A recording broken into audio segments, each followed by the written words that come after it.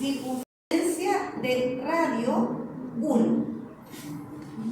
Vamos a poner un punto P cualquiera sobre esa circunferencia y lo vamos a hacer girar.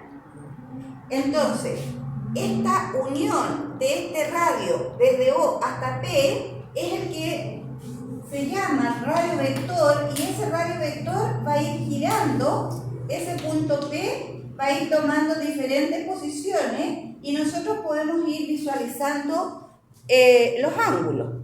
Fíjense ustedes que si yo trazo esta vertical, ¿qué se me forma en este interior de este triángulo rectángulo?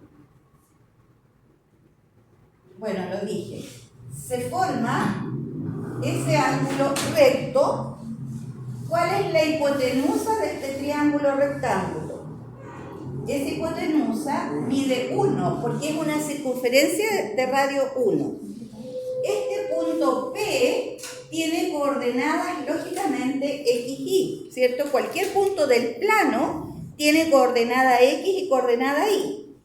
Pero esta coordenada X, que debería corresponder a ese trazo, ¿a qué función corresponde? Aquí estamos preguntando al revés, desde el punto de vista de las razones trigonométricas. ¿A qué valor o a qué razón trigonométrica corresponde esa X? Si yo defino con estos nombres ese cateto, ¿cierto? Esa distancia, según estas coordenadas, esa distancia es X. ¿Cuánto es esta distancia? Según estas coordenadas, esa altura corresponde ahí. Entonces, si yo defino el seno de 30,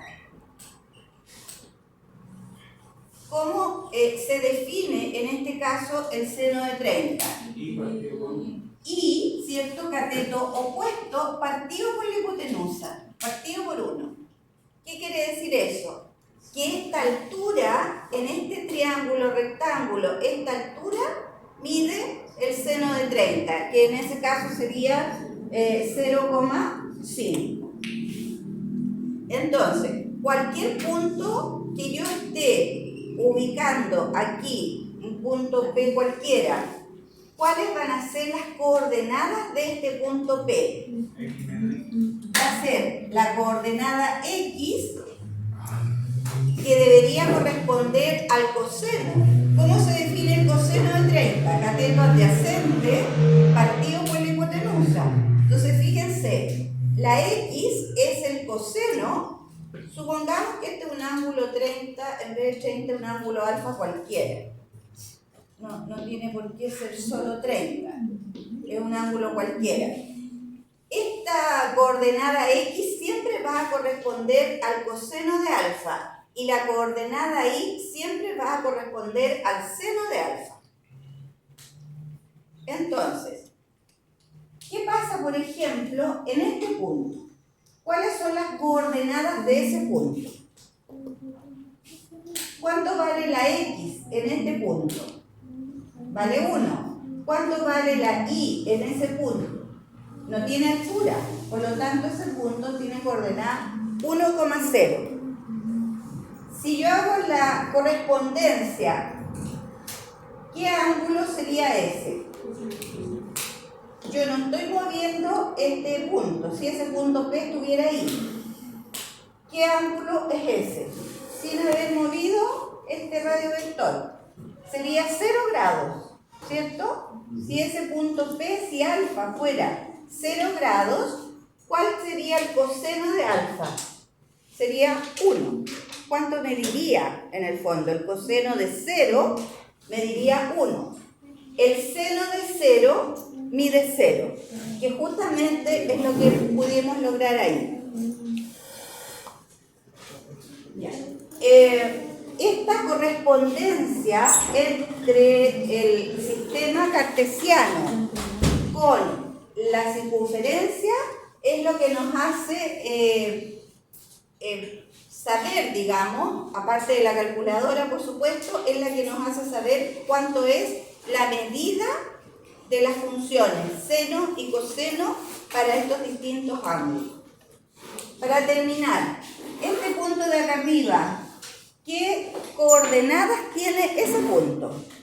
0, 1. X es 0 y la y vale 1, ¿cierto? Esa altura es 1.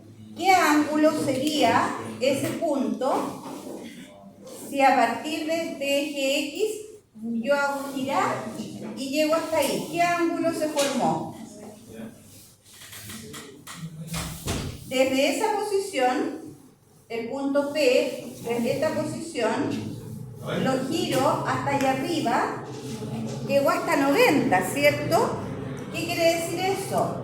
Que este valor es el coseno de 90 y ese valor es el seno de 90.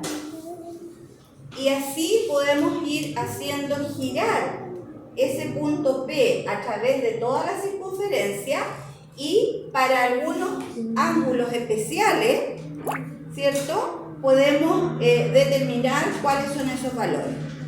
Entonces lo que les voy a pedir para la próxima clase es que esta tabla la traigan completa también.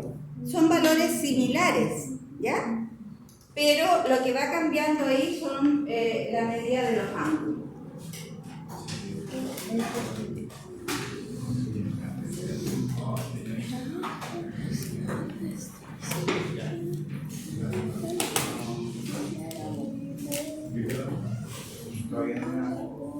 Entonces, de tarea les va a quedar completar esa segunda tabla y visualizar el GeoGebra que está realizada al exceso. ¿Ya?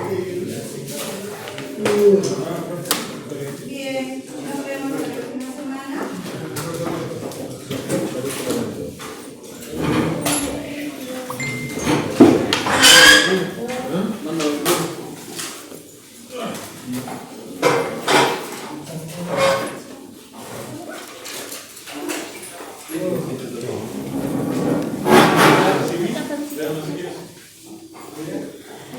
¿Sí?